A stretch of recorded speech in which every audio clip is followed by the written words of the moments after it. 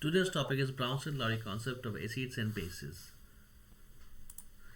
It was formulated independently by two scientists, Bronsted in Denmark and Lowry in England in 1923. It was based on the transfer of proton from one chemical species to another. Bronsted acids are compounds which can donate protons to others, while bases are those which can accept proton from others. Now, what are conjugate acid-base pairs? When a base accepts a proton, conjugate acid forms, and when acid donates a proton, conjugate base forms. When the acid is strong, the conjugate base has to be weak. When the base is strong, the conjugate acid has to be weak. These are examples of conjugate acid-base pairs. Now, what are the advantages of Bronsted Lowry concept? It can explain the acid-base behavior in aqueous as well as non-aqueous medium. It can explain the basic character of substances that do not contain OH group. It can also explain the acidic character of substances that do not contain H group. It can explain the acid-base behavior of ionic species. Now, disadvantages of Bronsted Lowry concept. It cannot explain why the same compound act as acid in one reaction and as base in other reaction. So it is very difficult to categorize compounds into acid or base.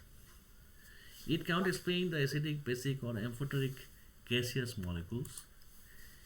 It cannot explain the behavior of acids like BF3, AlCl3 which do not have proton to donate.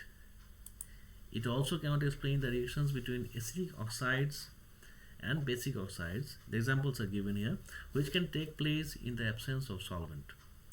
Now, what are the differences between the Arrhenius concept and the Bronsted Lowry concept?